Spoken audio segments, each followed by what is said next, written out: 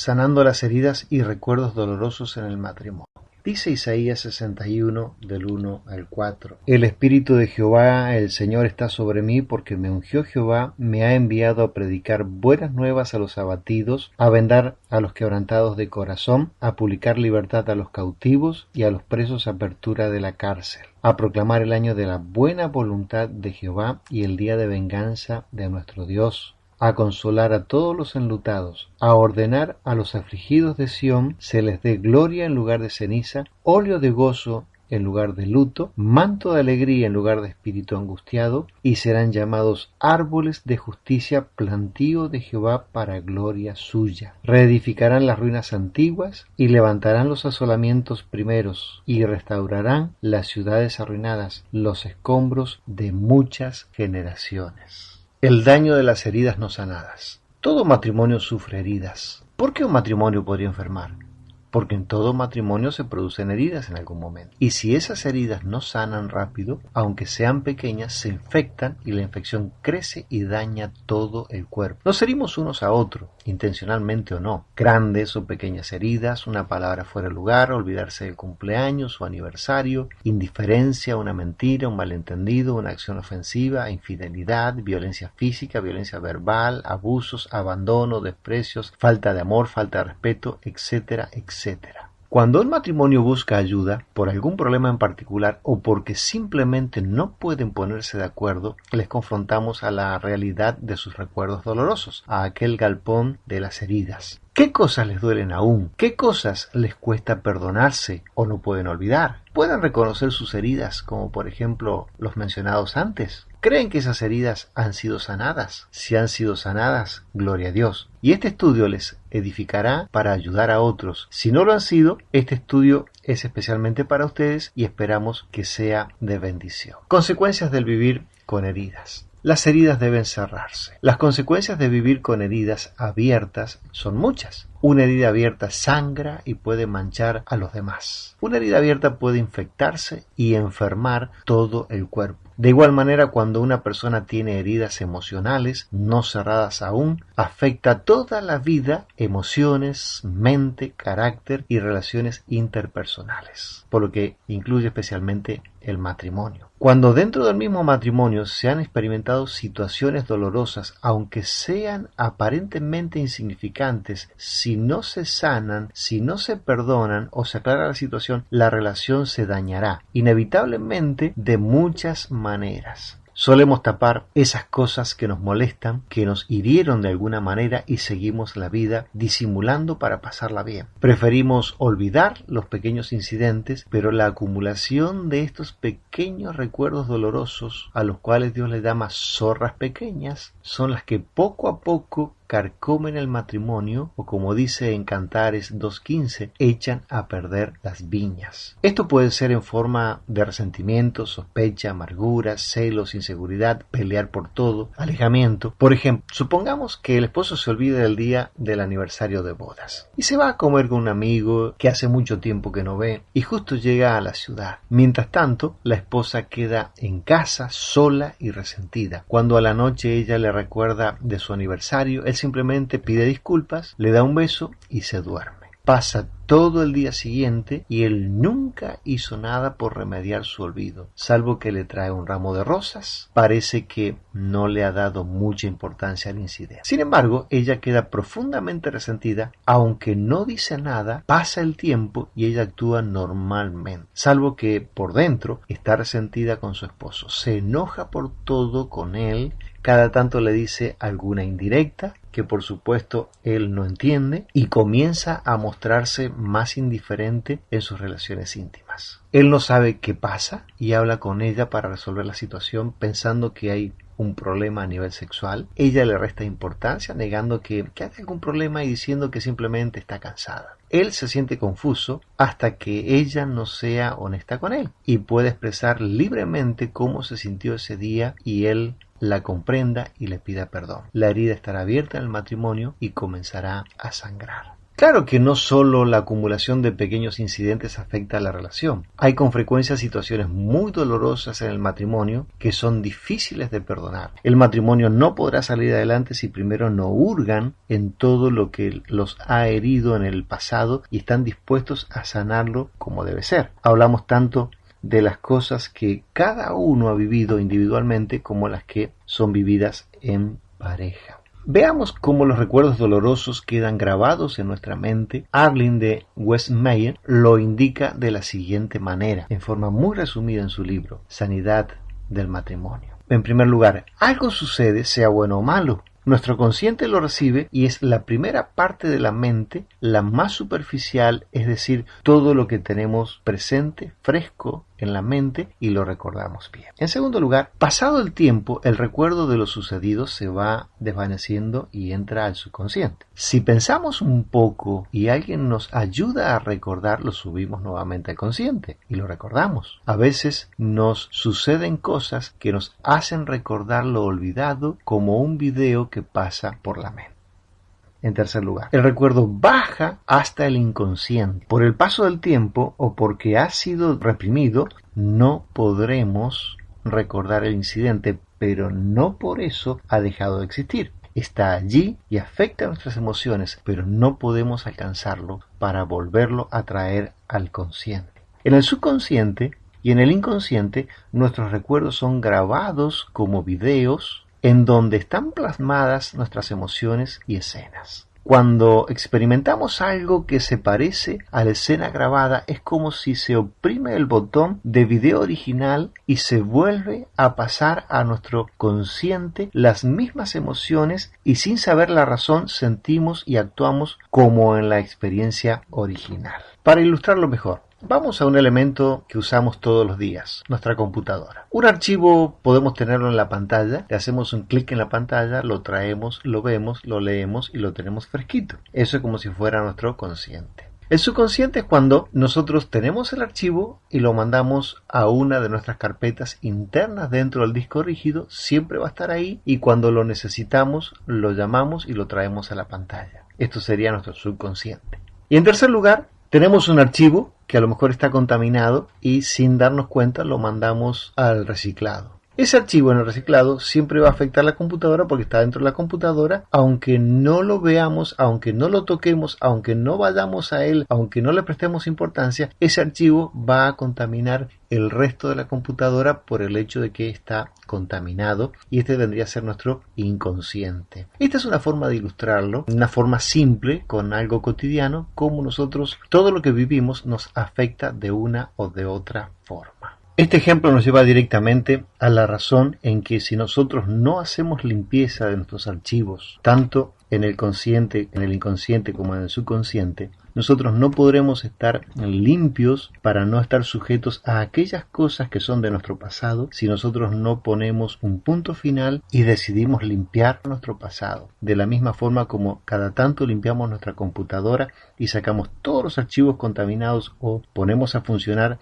el antivirus para que saque todos los archivos contaminados, de la misma forma si nosotros no hacemos un proceso de sanidad interior, esos archivos nos estarán limitando en todas las esferas de nuestra vida, ya sea en forma individual, como pareja, como familia y en el servicio que nosotros prestemos al Señor también. Todo se queda grabado allí, como en un video con millones de escenas que son las escenas de nuestra vida. Las malas experiencias van cambiando nuestro carácter en forma negativa, nos marcan, nos vuelven retraídos, celosos, negativos o enojones, dependiendo de lo que hayamos vivido. Imaginemos cómo afecta a la relación de pareja. Por ejemplo, si la mujer ha sido violada cuando era niña, esa experiencia puede afectar negativamente en las relaciones íntimas con su esposo.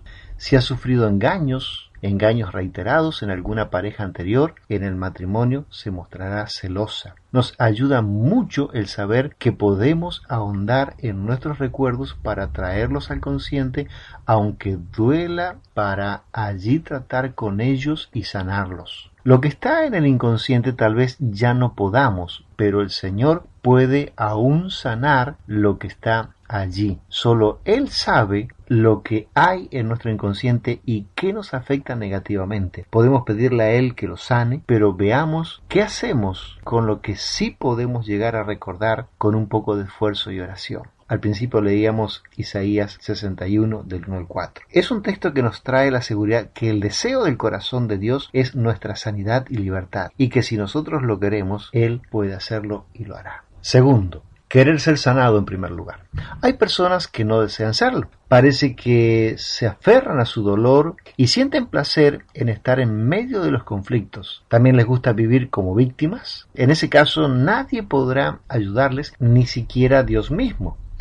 Pero quien realmente desea la sanidad de su vida y de su matrimonio, lo logrará. Esta es la clave, ser conscientes de la necesidad e importancia de sanar todo recuerdo doloroso, en lugar de esconderlo o disfrutarlo. Tener la voluntad para restaurar el matrimonio aun cuando el amor se haya acabado y estar dispuestos a hacer cualquier sacrificio con tal de ser sanados. Ponernos en correcta relación con Dios. Debemos reconocer que el origen de todo dolor humano y conflicto sin resolver es el pecado mismo. Ya sea que por nuestro propio pecado hayamos cometido errores y malas decisiones y herido a otros, o que otros nos hayan dañado directa o indirectamente, siempre el origen es el pecado. Jeremías 17:9 dice: engañoso es el corazón más que todas las cosas y perverso, ¿quién lo conocerá? Cuando la primera pareja pecó, experimentaron los efectos del pecado más que nosotros, porque a partir de allí todo cambió drásticamente. Adán y Eva durante un tiempo habían conocido lo que era vivir la vida sin pecado. Seguramente sintieron la gran diferencia de su vida matrimonial anterior a lo que ahora debían enfrentar luego de pecar. Antes disfrutaban de una relación armoniosa, podríamos imaginarnos los detalles de esa relación: alegría, placer sin egoísmo, paz, buen humor, una perfecta relación con Dios, y luego debieron sufrir las graves consecuencias, salir de su hermoso y confortable hogar, trabajar duro para ganarse el pan, sufrir dolores con los hijos, conflictos, peleas, echarse culpas, hasta llegar al odio y asesinato entre sus propios hijos. ¡Cuánto dolor! Esto lo podemos encontrar en Génesis capítulo 3, desde el 17 al 19. Mediante la desobediencia de Adán, todos estamos sujetos a desobediencia. Nadie puede ser completamente justo a los ojos de Dios a no ser por la obra redentora de Cristo, dice Romanos 3:23, por cuanto todos pecaron y están destituidos de la gloria de Dios. El corazón de la persona es engañoso, sin remedio, pero Dios nos da la oportunidad de venir a Dios en arrepentimiento y fe en Cristo, lo que es el segundo paso a la sanidad. El primero es querer ser sanado. Sin esto, todo lo que digamos de ahora en adelante no tiene sentido. Debemos reconocer nuestra naturaleza pecaminosa, la cual es el origen de todos nuestros males. Debemos creer y aceptar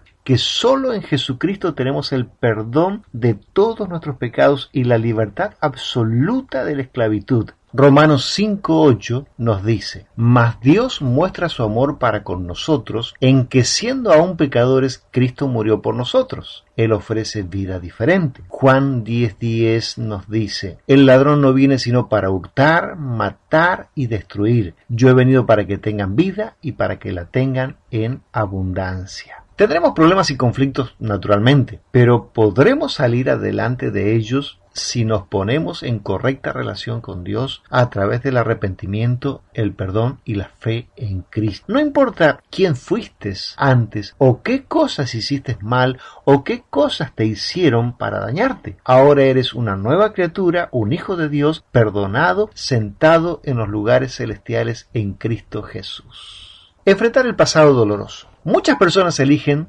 tratar de olvidar el pasado con el afán de librarse de él y ser felices ahora. Prefieren evadirlo, hacer de cuenta que nunca existió, esconderlo, enterrarlo, pero esto no da resultado y es un grave error. Vez tras vez volverá la culpa o la amargura. Debemos enfrentarlo con el fin de sanarlo. Necesitamos volver al pasado por un tiempo, sanar primero nuestro propio corazón de las heridas del pasado, empezando desde nuestra niñez. Antes de sanar las heridas del matrimonio en sí, muchos de los conflictos vienen desde nuestra niñez. El trato con nuestros padres, experiencias de la juventud, experiencias de parejas anteriores, y entramos a la vida matrimonial heridos, lo cual afecta en menor o mayor grado, como hemos visto. A veces es difícil reconocer simplemente las heridas que tenemos por un incidente especial si el evento ocurrió hace bastante tiempo, pero es importante que descubramos y limpiemos esas heridas de modo correcto. No podemos cambiar nuestro pasado, pero podemos verlo a la luz de la cruz de Cristo, de quienes somos ahora en Él. Cristo nos libra de ser un producto de nuestro pasado. En Colosenses 2, 13 al 15 dice que Cristo triunfó sobre el enemigo de nuestras almas, que es Satanás, librándonos de los efectos y las consecuencias del pecado.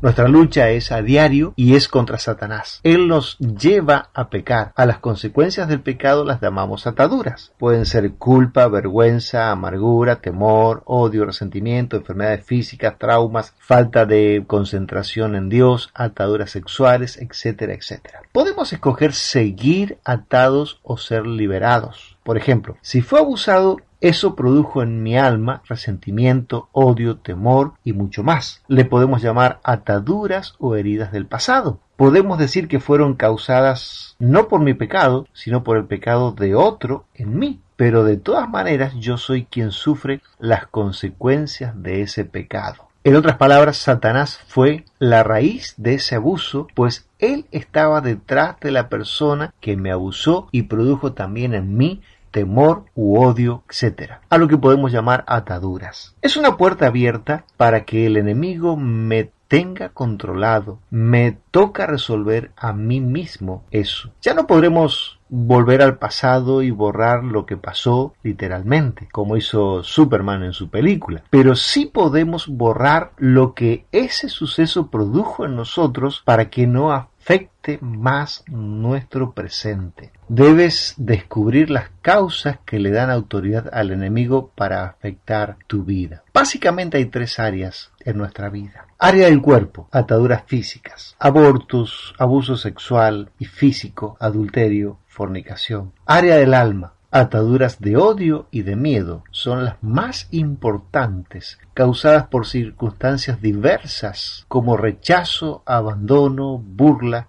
traumas, accidentes, pobreza extrema, abusos, etc. Área del espíritu. Son las ataduras causadas por haber participado en brujería, hechicería, santerías, idolatría, espiritismo y todo ritual o juego satánico.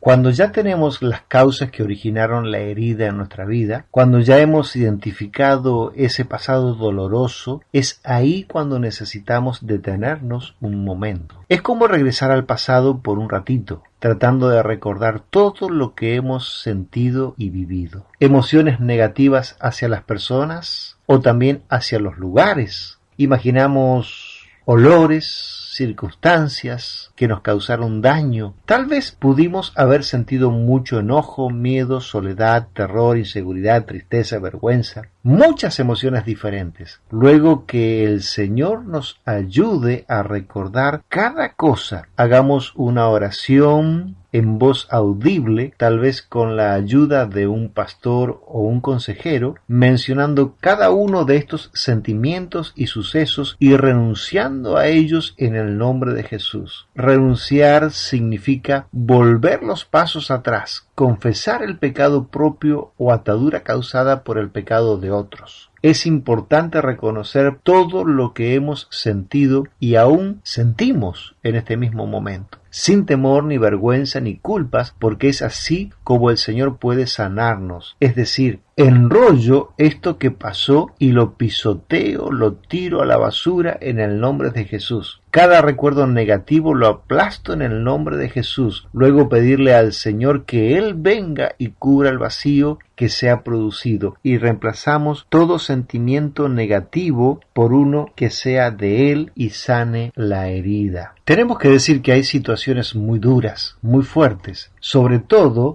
en el plano espiritual, en donde el enemigo nos tiene sumamente sometidos, sobre todo cuando hemos practicado o participado de hechicerías, de brujerías o algunas de estas cosas de ocultismo. A veces nos parecen inocentes, como el juego de la tabla Ouija, lectura de manos, etc. Y lo tomamos como juego, pero no lo son. Y pueden traernos graves consecuencias porque le hemos dado autoridad de nuestra vida al enemigo, el diablo. Sugerimos la siguiente oración de renuncia.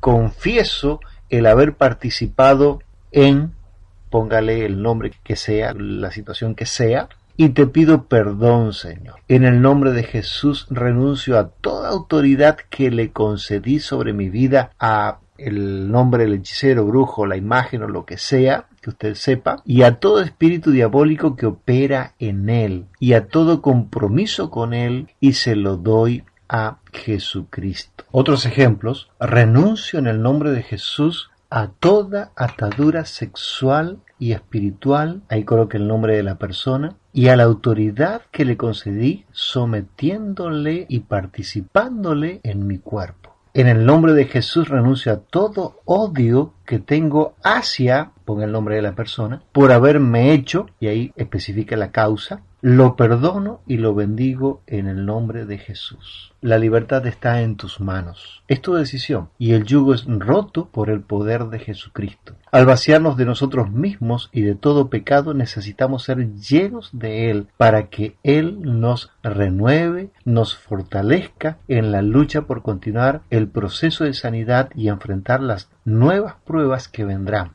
Pide al Espíritu de Dios que te llene cada día. Dice Santiago 4, 7 y 8, la primera parte: sométete a Dios y resiste al diablo y él huirá de tu vida. Someterse significa obedecer, estar sujetos, vivir en santidad y entrega, vivir en fe. De igual manera, estamos listos para sanar toda herida producida dentro del matrimonio, desde las pequeñas ofensas hasta las más grandes que nos parecen imposibles. Aconsejamos hacer exactamente lo mismo que hemos detallado arriba a nivel personal. Sabemos que puede ser más duro cuando se trata de un daño hecho por nuestro cónyuge. Creo que estamos más dispuestos a perdonar a nuestros padres que perdonar a nuestro cónyuge. Tenemos que ir al siguiente punto que está muy unido a este, que es el perdón.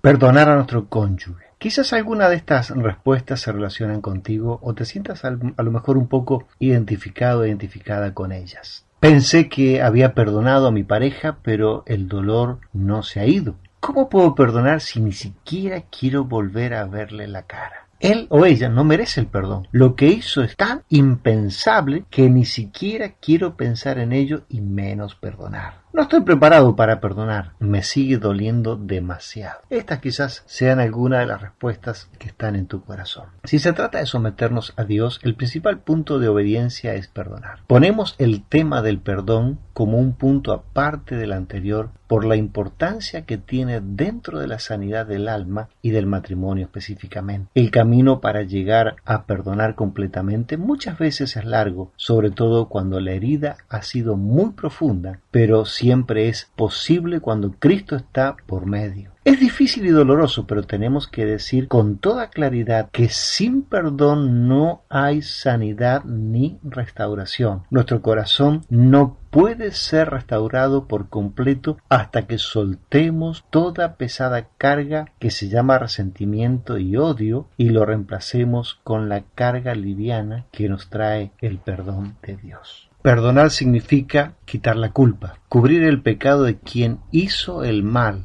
ser indulgente hacia quien merece ser culpado. Repite esta definición una y otra vez. Pero, ¿qué es realmente el perdón y qué no es el perdón? Es poner en acción la gracia de Dios. Él nos amó y nos perdonó y lo sigue haciendo cada momento. Lo hace solamente de pura gracia. Si recordamos la parábola del siervo ingrato en Mateo 18 del 21 al 35, nos ayuda bastante a comprender el verdadero perdón. Un siervo que tenía una gran deuda fue perdonado por su dueño, pero luego, pasado el tiempo, él mismo no pudo perdonar a su compañero, su consiervo, que le debía una suma mucho pero mucho menor. Esta historia nos recuerda la gracia de Dios, la gracia que Dios tuvo con nosotros al perdonarnos una gran deuda que son todos nuestros pecados, una deuda imposible de pagar, según nos habla en Romanos 3:23, y una ofensa mucho mayor que la de cualquier ser humano que pueda cometer hacia nosotros. Entender esto nos ayuda a perdonar a quien nos hirió. No merecíamos ser perdonados, pero Dios abrió el camino para darnos la oportunidad del perdón. Jesús oró en la cruz: Padre, perdónalos porque no saben lo que hacen. Podríamos decir que Él nos perdonó aún antes que nosotros nos arrepintiéramos. Si Dios nos perdonó, ¿quién soy yo para no perdonar a mis semejantes? Recordemos que Dios rechaza el mal que una persona hizo, pero no rechaza a la persona. Pidamos al Señor que nos ayude a mirar a la persona como Él la ve, con compasión y misericordia. Podemos protestar: pero si fulanito no me trató con misericordia, sino al contrario, estropeó mi vida, ¿por qué yo tengo que perdonarlo? No quiero perdonarlo, no es justo.